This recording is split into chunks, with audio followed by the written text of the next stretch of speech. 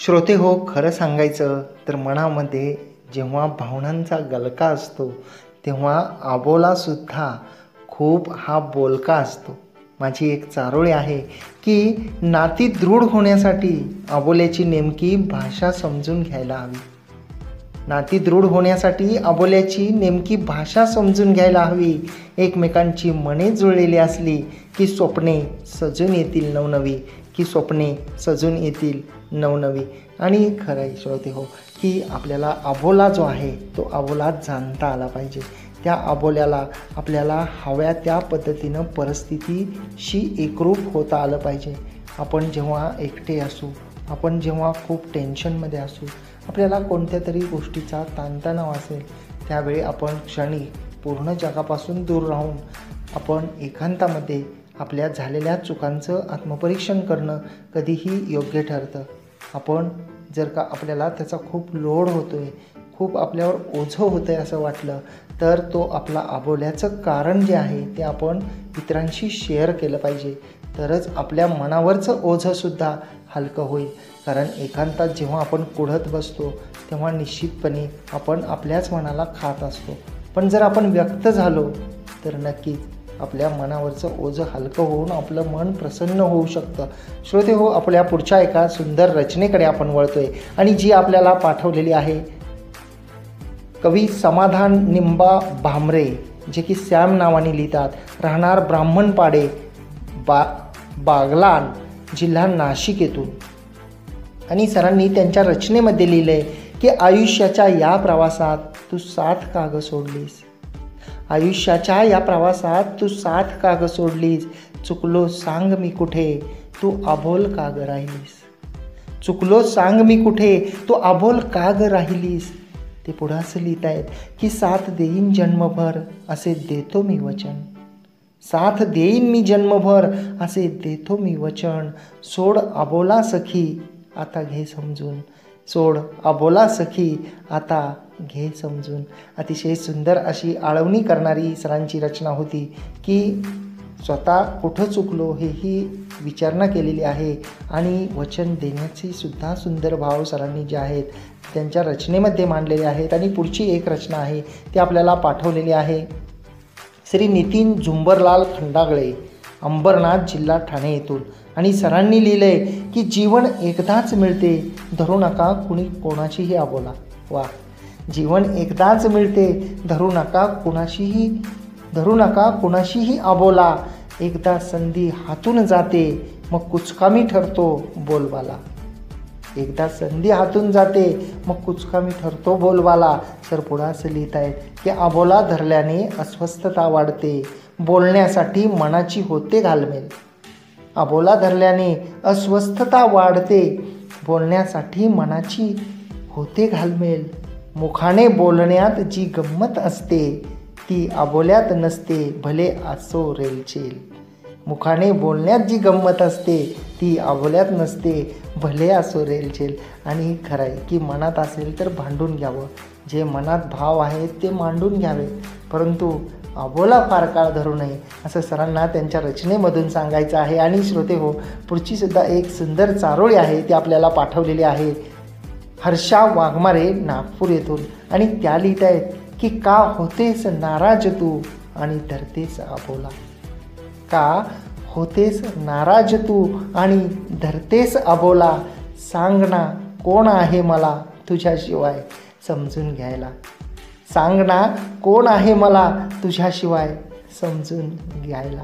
आणि खरं आहे अतिशय सुंदर असे भाव या चारोळीतून मांडलेले आहेत की जे आपले प्रियजन असतात, ज्यांच्यावर आपण प्रेम करतो, जी आपली रक्ताची नाती असतात, जी आपली मांडलेली नाती असतात, त्यामध्ये सर्व प्रकारची नाती आली, मित्र मैत्रिणी, बहीण भाऊ, नातेवाईक, आई वडील, प्रियकर प्रेयसी, सगळ्या नात्यांमध्ये जेव्हा आपण अबोला धरतो, जेव्हा आपण नाराज होतो, त्यावेळी हा विचार केला पाहिजे की त्या समोरच्या व्यक्तीला कोण समजून घेणार आणि ती व्यक्ती आपल्यावरच का अबोला धरते, हा सुद्धा स्वतः आत्मपरीक्षणाचा विषय होऊ शकतो. कारण आपण सगळ्या जगाशी तर अबोला नाही धरू शकत, आपण ठराविक व्यक्तींशीच अबोला धरतो. आणि श्रोते हो, खूपदा मनातली जी घुसमट आहे, मनातले जे अस्वस्थतेचे जे भाव असतात ते अबोल्यामुळे खूप मोठं स्वरूप घेऊ शकतात आणि आधी तू का आधी मी यामध्ये खूप सारी नाती तुटून जातात. आपण जीवन जगत असताना श्रोते हो, एक गोष्ट कटाक्षाने पाळली पाहिजे की आपल्यामुळं दोन मनामध्ये कधीही अबोला होऊ नये. आपण स्वतः तर अबोला धरूच नाही, आपण इतरांचा अबोला असेल तर त्याला आपण मनवलं पाहिजे. याहीपेक्षा जाऊन पुढं मला असं वाटतं की आपण कोणत्याही दोन व्यक्तींच्या अबोल्याचं कारण बनू नये. आपण कुणावर बंधन लादू नये. कारण श्रोते हो, काय होतं, आपण पाहतो की रक्तांची नाती असतात आणि रक्तांच्या या नात्यामध्ये पैसा, प्रॉपर्टी, इस्टेट, सोने नाणे, दागदागिने याच्यासाठी आज पाहतोय की घराघरामध्ये भांडण आहे. सख्खे भाऊ एकमेकांना बोलत नाही. त्याची कारणं ही वेगवेगळी असू शकतील. अबोला ज्या व्यक्तीमुळं झाला त्या व्यक्तीसुद्धा वेगळ्या असू शकतील. परंतु जर सगळ्याचा आपण विचार केला तर आपल्या स्वतःच्या जीवाला माहीत असतं की या दोन व्यक्तींमध्ये आपल्यामुळं जे आहे ते अबोला आलेलं आहे. मग आपण आपल्या स्वार्थासाठी या रक्तांच्या नात्यामध्ये अबोला आणायचा का? आपण ही कुटुंब व्यवस्था टिकण्यासाठी सगळी नाती प्रिय असतात आणि या कुटुंब व्यवस्थेमध्ये आपण सुद्धा जेव्हा एक भाग असू त्यावेळी आपण एकमेकांशी बोलताना कधीच बंधन आणू नये. ज्याला त्याला ज्याची त्याची नाती जपू द्यावी. प्रत्येकाला आईवडील हवे असतात, प्रत्येकाला पत्नी हवी असते, प्रत्येकाला भाऊ हवे असतात, प्रत्येकाला सासू हवी असते, प्रत्येकाला स्वतःची आई प्रिय असते. परंतु या सगळ्यामुळं आपण त्यांच्या बोलण्यामध्ये, त्यांच्या नात्यामध्ये कुठं दरी तर निर्माण करत नाहीत ना? हा सुद्धा प्रश्न आपण स्वतःला विचारला पाहिजे. जर आपला कोणाशी अबोला असेल तर आपण माफी मागून त्या व्यक्तीसोबत व्यक्त व्हावं, असं सुद्धा मला या शोच्या निमित्तानं वाटतं. कारण जसं की आत्ता आपण खूप साऱ्या सुंदर सुंदर रचना पाहिल्या आणि या रचनेमध्ये आपल्याला एकच गोष्ट जाणवली, ती म्हणजे की अबोला हा फार काळ नसावा. आणि जर आपल्यामुळे कोणामध्ये अबोला आलेला असेल तर ती आपली जबाबदारी आहे की आपण ती रक्तांची जी नाती आहेत ती निश्चितपणे जुळवली पाहिजे. कुटुंब परत एकदा एक केलं पाहिजे. त्यासाठी आपण पुढाकार घेतला पाहिजे. पुढच्या एका सुंदर रचनेकडे वळतोय श्रोते हो आपण, आणि जी आपल्याला पाठवलेली आहे अस्मिता युवराज, विरार पश्चिमेतून. आणि त्या लिहित आहेत की हरवली पायवाट निशब्द झाली माती. हरवली पायवाट निशब्द झाली माती, अबोल्यात तुझ्या साऱ्या अंधारल्या राती. वा. अबोल्यात तुझ्या साऱ्या अंधारल्या राती, अबोल्यात अशा तुझ्या उगा मनात ही भीती. अबोल्यात अशा तुझ्या उगा मनात ही भीती, सोबतीला आता माझ्या तुझी अबोल ही प्रीती. सोबतीला आता माझ्या तुझी अबोल ही प्रीती. वा. अबोल प्रीतीचे अतिशय समर्पक असे भाव मॅडमनी त्यांच्या रचनेमध्ये मांडलेले आहेत. आणि श्रोते हो, पुढची जी एक चारोळी आहे ती आपल्याला पाठवलेली आहे प्रशांत गमरे, दापोली, जिल्हा रत्नागिरी येथून. आणि सरांनी त्यांच्या चारोळीमध्ये लिहिले, सोडणा अबोला या शीर्षकाखाली सर लिहित आहेत की दिवस जातो सरून कसाही, पण रात्र छळते मनाला. दिवस जातो सरून कसाही, पण रात्र छळते मनाला. सोडणा हा जीवघेणा अबोला, वेदना होतात ग हृदयाला.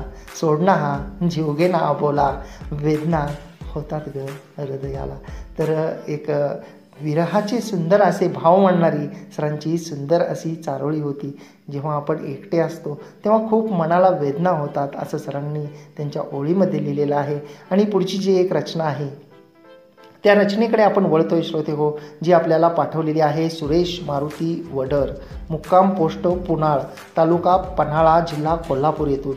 आणि सर लिहित आहेत, अबोल शीर्षकाखाली 2 चारोळ्या सरांनी पाठवलेल्या आहेत. आणि पहिल्या चारोळीमध्ये सर लिहित आहेत की तू माझी आहेच प्राणसखी, होऊ नको तू अबोल. तू माझी आहेस प्राणसखी, होऊ नको तू अबोल. लवकरच संपेल कोरोना, बैठकीत करू लग्नाचा बोल.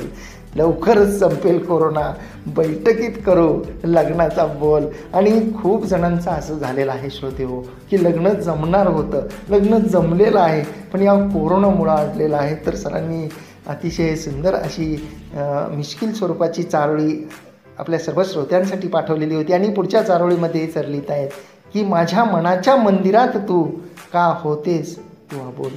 माझ्या मनाच्या मंदिरात तू का होतेस तू अबोल. पगार झाल्यावर घेऊ साडी, मी तुझाच प्राणसखा गोड बोल, पगार झाल्यावर घेऊ साडी, मी तुझाच प्राणसखा गोड बोल. आणि सुंदर असं आमिष देऊन अभोला तोडण्याचा सरांनी अप्रतिम असा प्रयत्न केलेला आहे. आणि श्रोते हो, पुढच्या एका आपण सुंदर चारोळीकडे वळतोय, जी आपल्याला पाठवलेली आहे गजानन पवार, गाव वरुडदेवी, जिल्हा हिंगोली येथून. आणि सर लिहित आहेत की तुझा क्षणिक अबोला काळीच पिळून जाईल, तुझा क्षणिक अबोला काळीच पिळून जाईल, पाणावलेल्या कडा जणू आभाळ दाटून येईल, पाणावलेल्या कडा जणू आभाळ दाटून येईल. आणि जेव्हा कोणी अबोल असतं तेव्हा आपोआप डोळ्यांच्या कडा ज्या आहेत त्या पाणावल्या जातात. डोळ्याच्या पापण्यांच्या पाठीमागचे जे कडा असतात त्या ठिकाणी अश्रूंचे पाणवठे जमा होतात. हे सर्वश्रुत आहेत श्रोते हो. कारण सुंदर सुंदर ज्या आपण रचना आहेत अबोला शीर्षकाखाली त्यावर आपण बोलत आहोत श्रोते हो. आणि पुढच्या एका रचनेकडे आपण वळतोय, जी आपल्याला पाठवलेली आहे सौ श्यामला पंडित दीक्षित, प्रणाली प्रकाशन, पूर्णानगर, चिंचवड इथून. आणि त्यांनी लिहिलं आहे की अबोला शीर्षकाखाली की छंद भेटण्याचा जीवा लागलेला, विरह वेदना अंत पाहिलेला. छंद भेटण्याचा जीवा लागलेला, विरह वेदना अंत पाहिलेला, हात हाती देना सोडना अबोला, चिंब पावसात मृदगंध ओला, हात हाती देना सोडना अबोला, चिंब पावसात मृदगंध ओला. वा. कुंद मोगरीचा गंध पसरला, साध प्रतिसादा सहजीवनाला, कुंद मोगरीचा गंध पसरला, साध प्रतिसादा सहजीवनाला, चंद्र प्रतिबिंबी भास तुझा झाला, चंद्र प्रतिबिंबी भास तुझा झाला, लाजते यामिनी सांगू कसे तुला, लाजते यामिनी सांगू कसे तुला. वा. अतिशय अप्रतिम असे भाव जे आहेत ते मॅडमनी त्यांच्या रचनेमध्ये मांडलेले आहेत. कारण आपण पाहतो श्रोते हो की हाती हात घेऊन स्पर्शाच्या भाषेने खूपदा अबोला सुटू शकतो. जेव्हा एखादी व्यक्ती अबोला धरते तर त्या व्यक्तीला आपण त्याच्यासोबत आहोत हे विश्वासाचे भाव स्पर्शातून देणं खूप गरजेचं असतं. आणि असे सुंदर भाव मॅडमनी त्यांच्या ओळीमध्ये मांडलेले आहेत. आणि पुढच्या एका रचनेकडे आपण वळतोय श्रोते हो, जी आपल्याला पाठवलेली आहे वेदिका शकुंतला व्यंकट कामुळे, ज्या की वेदा या नावाने लिहितात, मीरा रोड ठाणे येथून. आणि त्यांनी सुंदर अशा चारोळीमध्ये लिहिलं आहे की नको हा असा अबोला जीव माझा कोंडला, नको हा असा अबोला जीव माझा कोंडला, उगाच का घोर काळ झाला करी बेरंग त्या नात्याला, उगाच का घोर काळ झाला करी बेरंग त्या नात्याला. आणि खरं आहे की जेव्हा अबोला होतो तेव्हा नक्की जीव कोंडला जातो, खूप सारी घुसमट होते, मनात भावनांचा कल्लोळ होतो आणि नातं जे आहे ते बेरंग होतं, ते तुटतं की काय असं सारखं वाटू लागतं श्रोते हो. पुढची जी एक चारोळी आहे त्या चारोळीकडे आपण वळतोय आणि जी आपल्याला पाठवलेली आहे निर्मला थोरमोटे, पुणे येथून.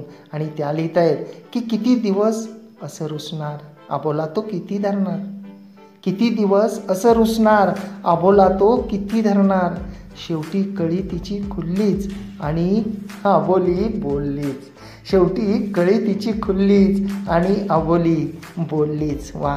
अप्रतिम असे भाव की एक आळवणी करून विनवणी करून ज्यावेळी ती बोलली जाते त्याबद्दलचे भाव अप्रतिमरित्या मांडलेले आहेत. आणि पुढची जी एक रचना आहे त्या रचनेकडे आपण वळतो श्रोते हो, जी आपल्याला पाठवलेली आहे सुषमा गंगुलवार, नांदेड येथून. आणि त्या लिहित आहेत की तुझा हा अबोला सखी जीव घेईल माझा एक दिवस, तुझा हा अबोला सखी जीव घेईल माझा एक दिवस, तुला ठाऊक आहे का प्रत्येक क्षणात तू मला हवस, तुला ठाऊक आहे का प्रत्येक क्षणात तू मला हवस, सोड हा अबोला आता राहू शकत नाही तुझ्या विना, सोड हा अबोला आता राहू शकत नाही तुझ्या विना, आयुष्याच्या वळणावर कायमची साथ तुझी देना, आयुष्याच्या वळणावर कायमची साथ तुझी देना.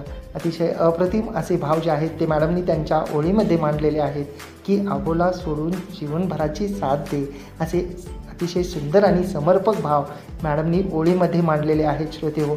आणि आपल्याला माहीत आहे का की आपण ऐकत आहात रेडिओ पुणेरी आवाज 107.8 FM आणि आपण हा खेळ शब्दांचा या कविता व चारोळ्यांच्या शोमध्ये आहात RJ कैलास सोबत.